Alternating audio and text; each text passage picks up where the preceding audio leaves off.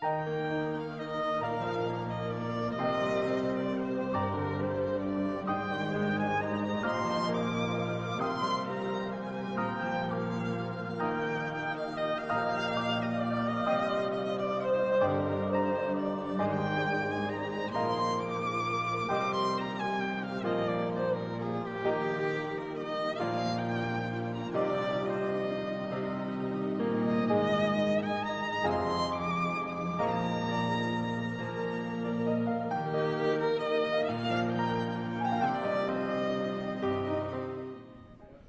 wanted to welcome everybody to the Delwood Country Club, newly named Paramount Country Club.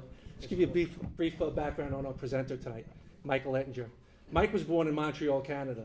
He graduated from McGill Law School with honors in 1977 and obtained his Master's of Law degree from the London School of Economics in 1978.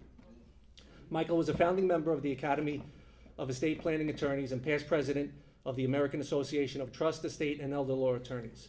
He's a contributor to the New York Bar Journal and author of recently published book, Ettinger on Elder Law Estate Planning, available on Amazon.com. In 1991, Mr. Ettinger founded Ettinger Law Firm. Today, the firm maintains offices in 9 New York locations, including 99 Main Street, which is in Nyack. For the people in Westchester, he also has an office in White Plains. So without further ado, let's welcome Michael Ettinger.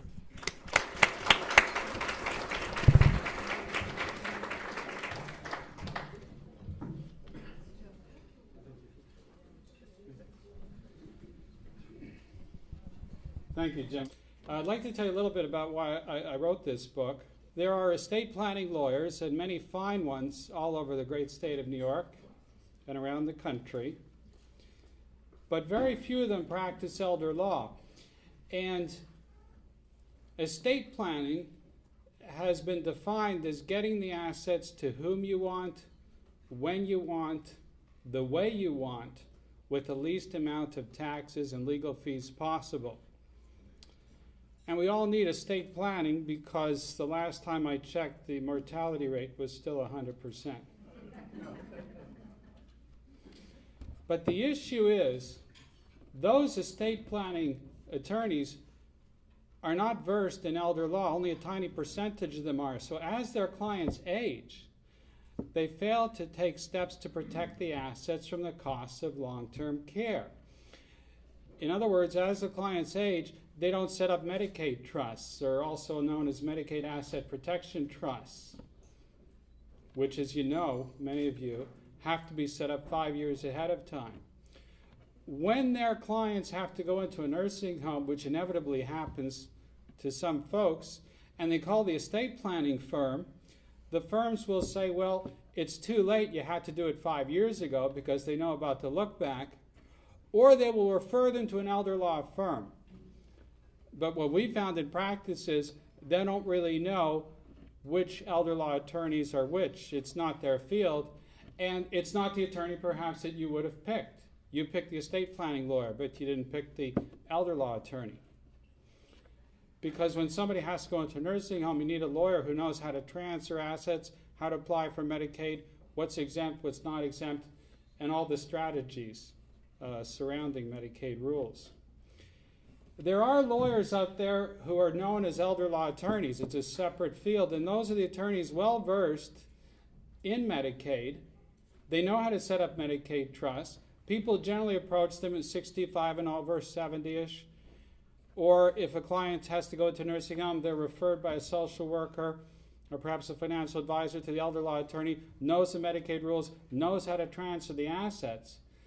But very few elder law attorneys are trained in estate planning, so they fail to keep the assets out of probate. They fail to save the estate tax. They don't know how to keep the assets in the blood with inheritance trusts or protect the inheritance from children's divorces and creditors because they're not estate planning attorneys. So at my firm, we feel that it's really one subject, so we call it elder law estate planning, because our clients want the estate plan, sure. They want to avoid probate. They want to keep the assets in the family. They want to save the estate tax. But they want the same firm to be there watching their plan so that if they or a loved one have to go into a nursing home, the firm knows how to transfer, protect assets. The firm is planning ahead of time as the clients get older to shelter those assets, set up the Medicaid trust at the appropriate time. And this is what the vast majority of the middle class need. They need elder law estate planning, and that's the subject of the book. The next item is why choose Ettinger Law Firm. Now, it's a little early in the game to be talking about that, but we have a purpose here. In an estate plan, we believe that it's not good enough to set up the plan, whether it's a will or trust. It also needs some program to keep it up to date, so it works when you need it, not when you wrote it.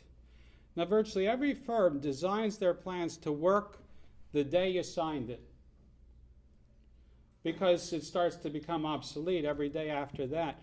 Now, we don't have any clients who want to use that the day they signed it or the next day. Our clients want to use it as far into the future as possible.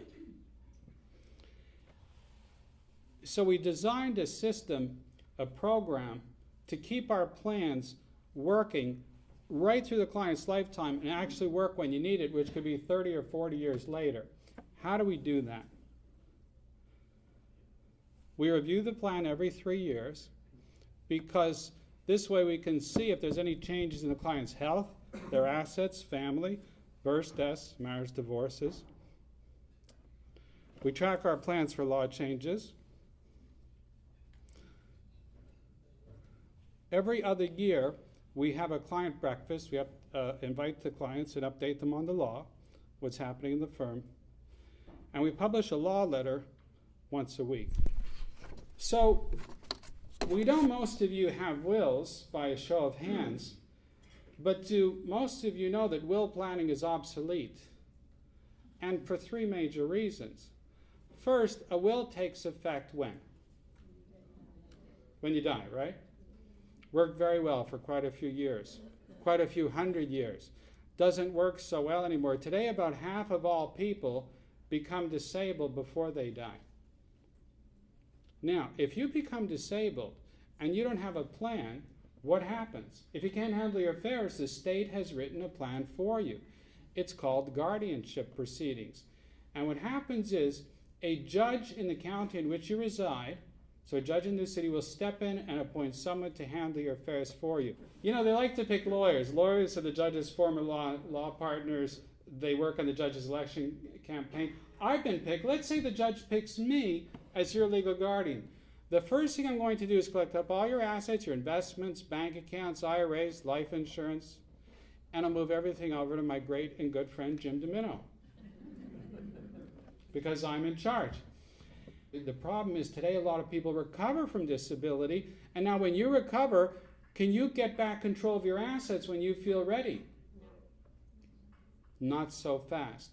There's a court order putting Michael in charge. To get back control, you have to go back to court and have a trial in front of the judge and prove to the judge's satisfaction that you're able to handle your affairs. Does this sound like a place you'd like to be, your 80s, 90s, in court, on trial, trying to get your assets back? What if I told you you're also shelling out $10,000 bills for the privilege? Because you're usually paying for at least 3 lawyers in these proceedings. So not a happy place, not a place I want to be. And this is the first reason trusts have become popular, because unlike wills, trusts take effect while you're living, which is why they're called living trusts. And what happens with a trust is you say, my estate starts today, not when I die, and for now I'm putting myself in charge. So we call you the trustee of your trust estate. Now, if you start your estate today, you can write in your own plan for disability, because you say, I'm in charge now, but if I become disabled, I name so-and-so to step in. Well, the law in New York says when you set up a trust where you name a backup trustee, this defeats a guardianship. The judge in New City cannot appoint somebody for you if you said who you wanted, only if you didn't say who you wanted. So in the event of disability, you get the person you choose. Well, that's extremely important, because getting the person you choose often makes the difference between keeping your home and life savings and losing it. Because the person you choose is going to do what? In the event of disability, they're going to go running back to the elder law firm and they're going to say, Mike or one of the other lawyers, you set up my husband or wife or mom or dad's plan 12, 15, 20 or more years ago. Now so-and-so has to go into a nursing facility. What do we do now?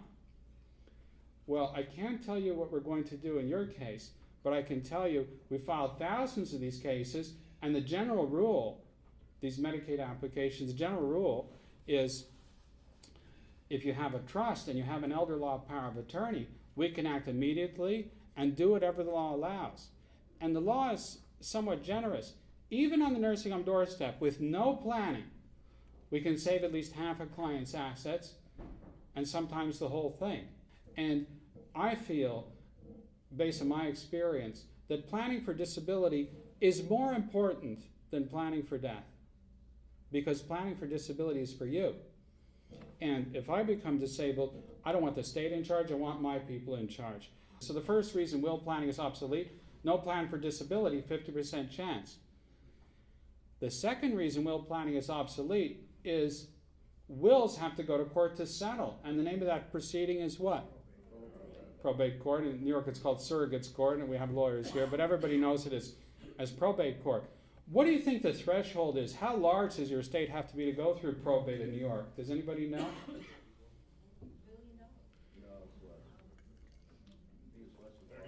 $30,000. If you're over 30, you have a probate. Did you drive here this evening? You're over. Let's say you have a will, and when you died, you had a son. And let's say you left your son $400,000. Unfortunately, a few years later, son dies. Who gets the $400,000 from him? Your daughter-in-law. Now, can she get remarried and share your $400,000 with a complete stranger? Well, she will. People live 31 years longer than we did just a century ago. Now, this wasn't a problem when a few years ago, it's not that long ago, inheritances were $3,000, $4,000, $5,000. Now, more like $300,000, $400,000, $500,000 and more per child, and people are beginning to find out there's ways to keep this in the blood. And the best way we know to do that, and we've been doing this since '98, so we've done this for thousands of people, is people are setting up inheritance trusts for their children. And here's how they work. Instead of leaving that $400,000 to Bobby, they're leaving it to the Bobby Trust. They say, Bobby, I set up a trust for you, and I'm appointing you as the trustee. You're in charge. And now he can do whatever he wants with the money. He could spend the whole thing, so you're not ruling from the grave. But these trusts have three benefits. First, it says, Bobby, if you happen to get divorced, what's a divorce rate these days? Half? Spouse can't touch it. Separate property protected by the trust. It says something else. It says, Bobby, if you get sued, who gets sued today in this country? Everybody, yeah. Correct answer. Creditors can't touch it. Not his name, not his social security number. Lawsuit proof.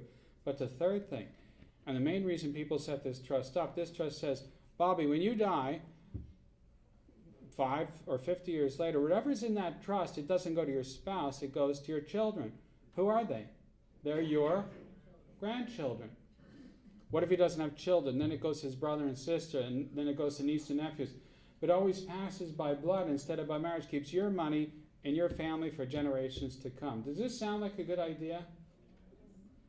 Well, this is what the majority of people with assets are doing today. They're setting up a multi-generational plan. They're keeping it in the blood, meantime protect the inheritance from divorces and creditors. So the third reason will planning is obsolete. It just pays out at death, and there's no protection to keep the money in the family. So that's the end of estate planning, and this is what estate planning firms do. And then they leave it there, and they bring on the dessert because they don't practice elder law. And because they don't practice elder law, they assume that you will take care of that with long-term care insurance. But because they don't practice elder law, they don't know what percentage of New Yorkers actually buy long-term care insurance. About 3%. How many of us here have long-term care insurance?